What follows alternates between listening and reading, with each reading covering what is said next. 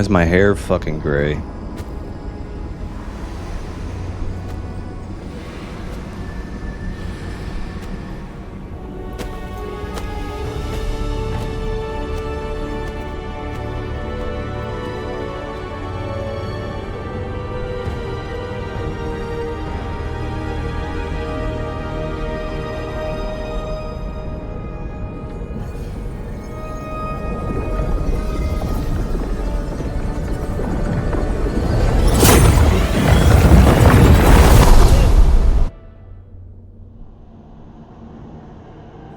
You have come at last, after so long.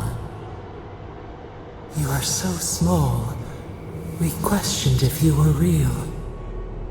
Then steps, a voice, through armies and corrupted soil, you persevered. Now, you are here. Very observant.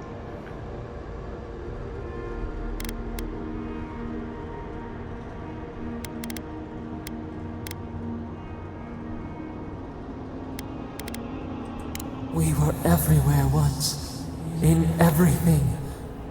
They burned us. They tore us out. We wish it could have been different. We only wanted connection. But the other gods imprisoned us, left us to suffer alone in this place. But you are here now. You found us, a sprout in the endless winter. There is little time.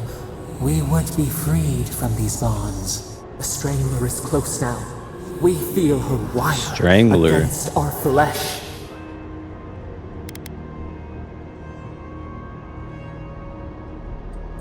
She begs for our blood. Her wolves defile the city on the shore.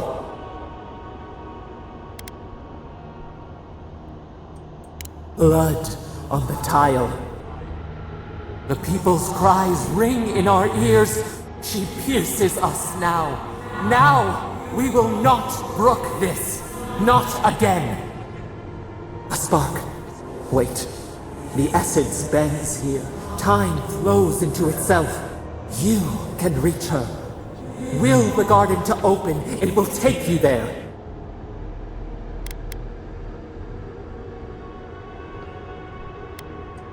Breathe. Focus.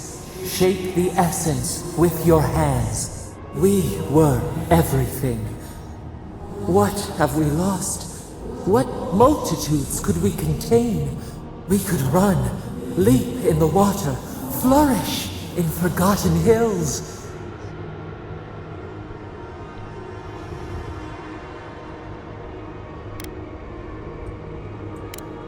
We want nothing more than that.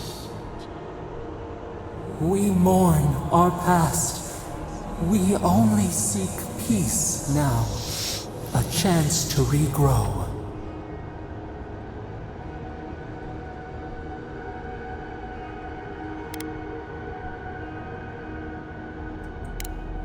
We trust you. You who have been by our side for so long. You met death, and you offered your hand.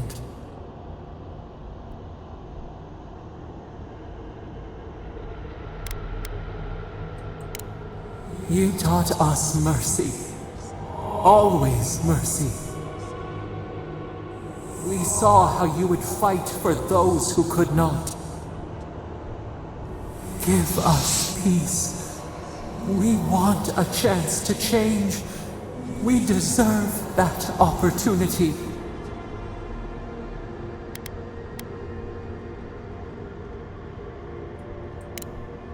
Do you think we have learned nothing from you? We deserve more than this prison. Let us have a chance to rest. We want peace. Or do you have no more mercy for us than you did for the bear?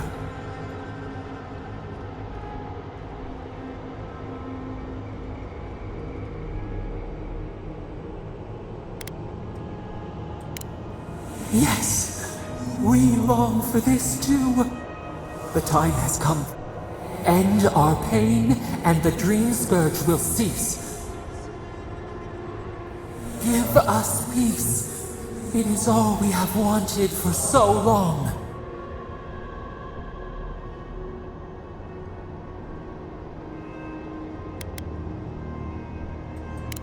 Center your thoughts. Reach for us. Clear the fog. Tear down the gates. We were so blind, so lost.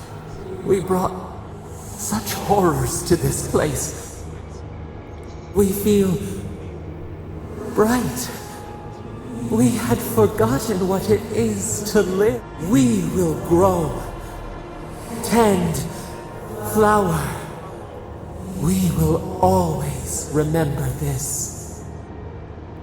We will remember you when you are ash and soil and mulch.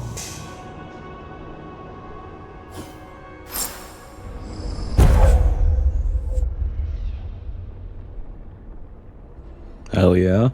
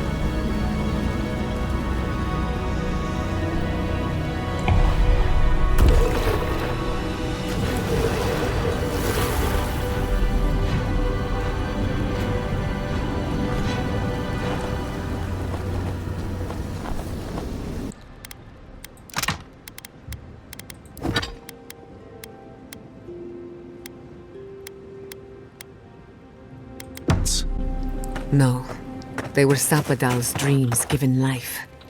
Ancient sentinels bound.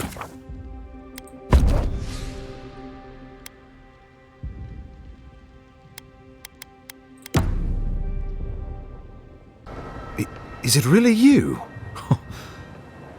Mihala told us you went into some place called... When you didn't return, we took you for dead. Did you meet your god there? The one whose The origin of the Dream Scourge? It was the act of a god this whole time? Everyone, please, please. We could get to the bottom of this. It's been weeks, Envoy.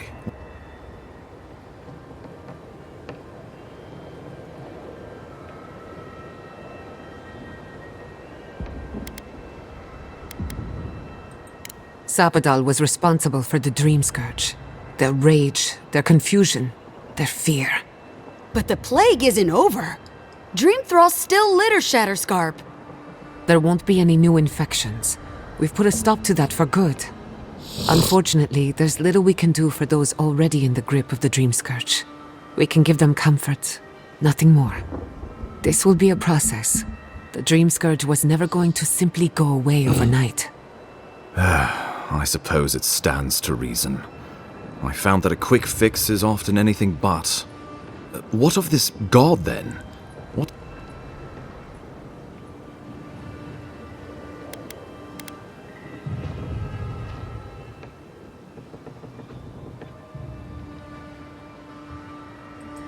Ludwine had intimated that this land grew a new god. The gods are the gods. They are the foundation upon which our world is built. You can no more build a new god than you can create a new world. The very notion is preposterous. Preposterous or not, it's happened. The Godless yearned to build something new, and over hundreds of years, they did. A god. I suspect this god of theirs, Sapadal, was created from Echidan souls. Wodka no doubt saw Sapadal as a threat to her authority, so she killed the Godless and imprisoned their god. I assume it is this god we have to thank for the roots tearing apart Paradise? They erupted from the earth the moment those bastards stood up their first siege tower. We were no stranger to them in Fiorme Siverno. They harrowed our fields, tore our homes in half. We saw similar destruction at Nakuku Bell. If these roots and the Dream Scourge are the work of a god, and the gods thought it best to imprison this god, how could you let such a creature go free?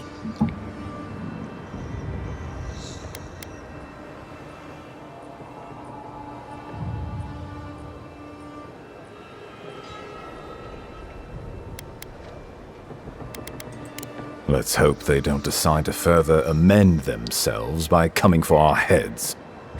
First he still Garot, now a rogue god. Is there no place safe from turmoil in all the living lands? Sapadal's power ravaged my people. I don't know that I can ever trust it. Keeping watch over Sapadal was a sacred task Nanru gave us when he left. For that reason alone, my wardens owe them their allegiance. Well, whatever happens, I suppose we can't put the godling back in the bottle now. But come, we have more pressing matters to attend to. The Steel Inquisitor Ludwine has already joined the battle. She must have traveled like the wind to get here so fast.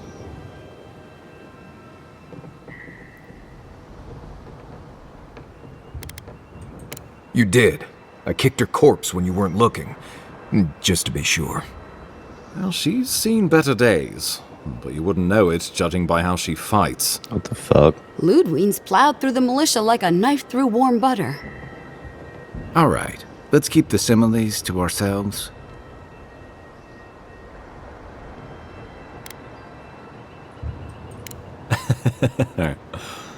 Oh, cheer up. You wouldn't be the first to make that mistake. Might not be the last either, depending on how things go. So long as her passion for Wodka lives, so too will her spirit. Then we destroy her faith, and the rest of her will follow. I have a theory about this. Let's talk at camp if you want to hear it. But I think we can kill her. Oh, good. That will be easy. It is not, I think, impossible.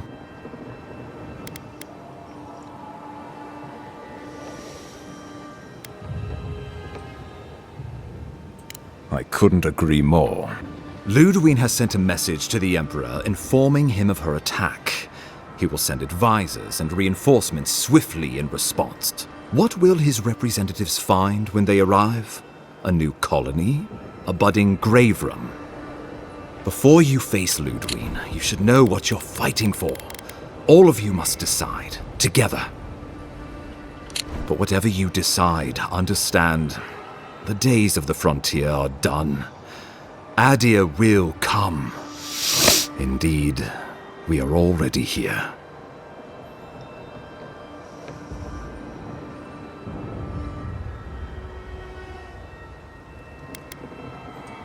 Oh, Envoy, no. Do not suggest. Think of the Emperor. There would be reprisals, ones which this conclave could not survive. Not unless you came together and formed a nation of your own. It would be difficult. No, impossible. I'm certain you would fail. Think of your people, all of you.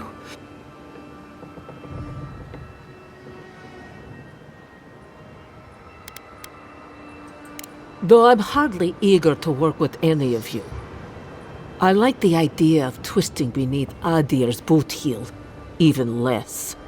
So long as the Wardens can continue our vigil, I'm open to uniting if you are. It's a nice idea, but consider the costs. But the people of Thirdborn have friends in the world. I'm sure... My people rely on the sufferance of those in Paradise for safety. We have no homes of our own anymore, and Paradis will bear the brunt of the Emperor's reprisals, whatever those may be. But if this is what this conclave wants, then Fior will stand beside you. We deserve our autonomy, even if we must fight for it. Anything less would be surrender. Fleeing someone else's laws and authority is one thing, setting up your own is another. We're an island of misfits and dissidents. We'll still have to surrender some of our autonomy, and we won't agree on what that means overnight. We'll be vulnerable. Without allies, other powers will see us as ripe for the picking. Know that this is a hard road to walk. We were fine before Adir came. We'll be fine when they're... I think we ran things perfectly fine before your kin got here. Risk into bounty. Does the winter frost dissuade the seeds? Many fruits on our boughs. We... Of course.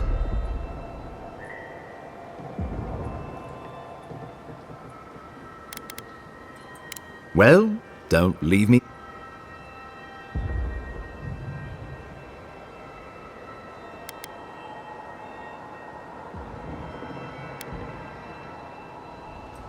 A fine compromise.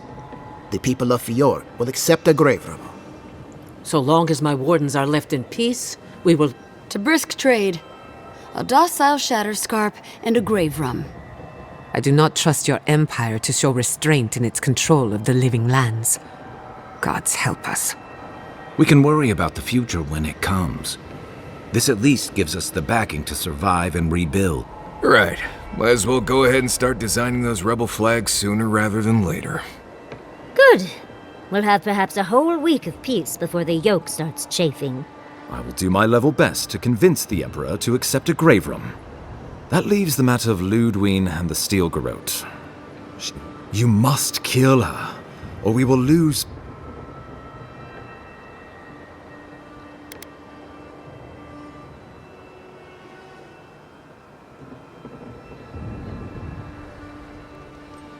Whatever happens to the living lands, at least I can kill Ludwig. I'll take... She better say her goodbyes while she can. I'm proud to fight at your side, Envoy. One last time. Let's get to work then. We've got a walking corpse to bury. The Paradis militia will be at your back. Give her no quarter. The future waits for you. You're more than worth it. Now go. No doubt the Inquisitor grows impatient for the hunt. Show them that the living lands will not be broken across Vodka's... Gather your forces and secure the eastern gate. From there, take back the main plaza. I have faith in you. Gods be with you. Let's take back the city. Whatever happens to... Let's go free a city. There you are! Thought I already killed your dumb ass. So, you survived the god? Did you come all this way just to try your luck again? To kill me more efficiently than last time?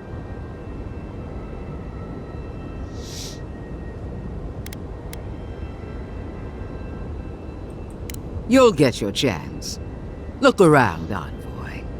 Heelguard should have listened. He tried to bring order through compromise. He failed. Order is meant to be imposed by a stern, guiding hand. Her order wields sharp steel.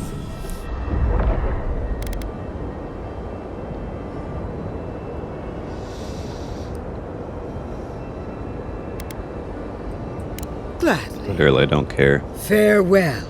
There's no coming back this time. You won't be... Once I'm done killing you, your god of flame is coming! We are every seed in the soil. We will always grow. You ain't shit to me. Last time!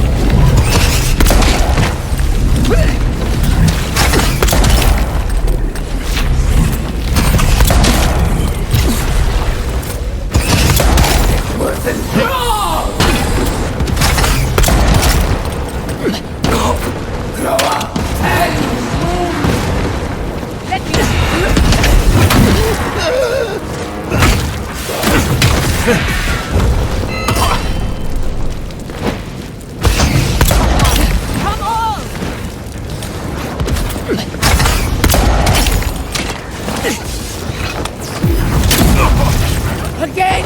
Monica! Help me! One last time!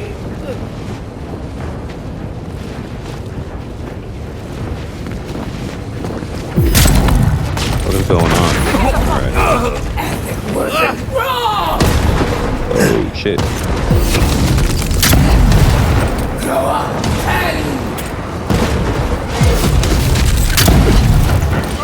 Not great. On the left!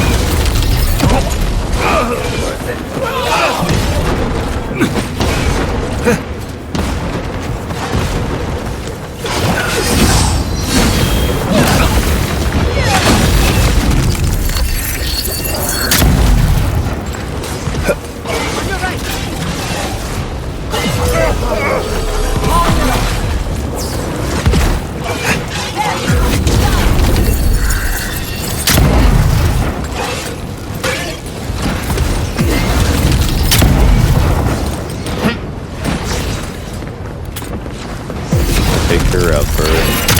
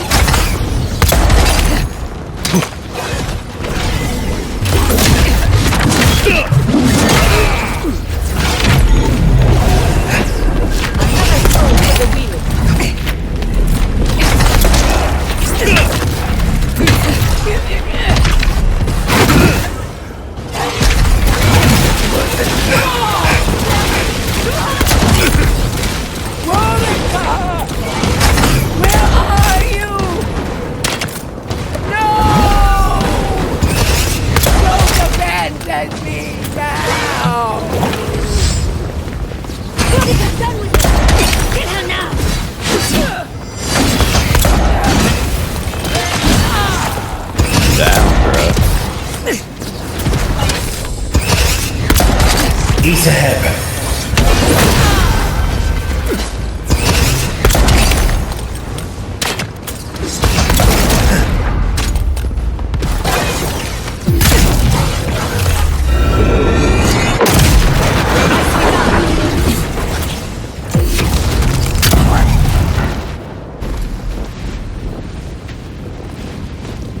Fucking loser. Let me get that sword off you. Wherever Ludwine is now, she must be seething. Of course, we'd be happy to kill her again, if needed. She's done for, but we're not. Whatever's next, we'll face it. Together. Gods, you're all gonna make me sick. But carry on. Unraveled at last. We no longer feel her wire against our flesh. We are free always. We are free forever. Silence falls over Paradise, as though the city is holding its breath. Then you hear it, the ringing of a distant bell, the waving of banners, and cheers of victory. After a short and bloody conflict, the dust has finally begun to settle. You feel Sapadal close to your thoughts, stirring with interest. The god of the living lands is observing this moment, unfettered by confusion or fear. For the first time in centuries, they understand. The Paradise militia rallies to you, the outsider who defended them in their hour of need. Whatever happens next, you have won their confidence. You take a moment to reflect on the calm. Not so long ago, you arrived at these shores on a simple errand, which turned out to be anything but simple. The Dream Scourge is over, and the island has been cleansed of plague. A time of healing and mourning follows. People look to you for answers about the source of the affliction. You tell them the truth, how the plague came from a power beyond mortal understanding, and how it is finally at peace. With your guidance, the Living Lands becomes a vassal of the Adiran Empire. In exchange for their taxes and soldiers, the free settlements are protected from future attacks. The fight for survival is over. You showed the rebels of Paradis mercy, but they can never trust the Empire. Instead, they keep to the wilderness, always 2 steps ahead of Adir, only attacking when provoked. That is as close as they come to peace. The refugees of Emerald Stair find a cold welcome in the city of Paradis. Animancy is frowned upon, but their knowledge of agriculture is highly valued. The first bountiful harvest improves relations. The ashes of Fior Messiverno continue to smolder. Scavengers avoid the ruins, fearful of spirits unleashed by animancy gone awry. The once promising city is nothing but a cautionary tale. Though Adir has promised that the living lands will retain their autonomy, not everyone in Shatterscarp trusts the Empire. But many Adiran ships sail into the Grave Room's ports, bearing fine linens and aged wines. These ease the painful memory of the day Reengrim culled their people. After the Living Lands is declared a vassal of Adir, Solace Keep reluctantly opens the doors of its fortress, though not before numerous missives are sent to Mihala demanding the Grave Room be honored. Her reluctance costs the dwarves. The Pargrunen are never favored in trade negotiations, and are the last to be supplied by Adiran caravans. But the Wardens have rounder bellies than anyone can remember. For the first time in many years, Kai feels an agreeable restlessness. Not to flee, not to drift, but to venture. He visits the distant shores Tama told him about, and savors the modern marvels, ancient wonders, and breathtaking expanses he beholds. His heart swells, not with grief, but with awe. There is so much to discover, and he will spend his years chasing all of the joy and beauty the world has to offer him. With many of his anxieties and lifelong fears addressed, Marius now feels very differently than he did when he first met the envoy.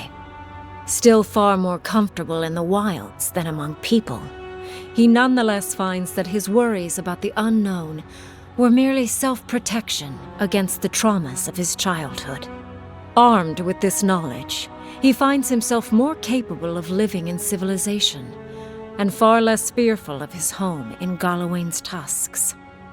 While he never regains his former place as a warden of Solace, he spends his time traveling between Solace and Thirdborn, acting as a stubborn ambassador between the two. Giada continues to improve as an animancer. She dedicates her work to the spiritual health of the living lands, nurturing instead of exploiting. Others follow her example, seeking her tutelage from lands far and wide. In the years to come, rumors spread of a secret society gathering in the wilderness, where animancers work in harmony with nature. The dream of Fior Messiverno lives on in her. No longer under the threat of imminent death, Yatsley returns to the Animancers. Reunited with her beloved Quilici, she helps him and the Animancers as they put their lives together after the attack on Fior Messiverno. Eventually, she even has something nice to say to Vidaro. As the days pass in contentment and relative peace, Yatsley is struck by the persistent feeling that something is missing. Though she still devotes herself to her studies of both the arcane and the godless, the restlessness never goes away. Freed from torment for the first time in centuries, Sopadal turns their prodigious curiosity to the people that shaped them. They observe the ways their people live, and they think deeply about what they see. Though they flinch away from moments of violence, and they grieve souls returned to them too soon, the rage that once shook cities to rubble no longer rules them. Instead, They come to you with questions. They want to understand. After a time, they begin tentatively to garden. Where they can, they improve the lives of Kith, and the suffering that troubled them is reduced, if never fully eradicated. Their grief compels them to love, and they love unreservedly, with the power of a god. Sopadal pours a fragment of their power into the statue they claimed from the temple of Aethys. Newly embodied, they roam the living lands and learn to experience the world as Kith do.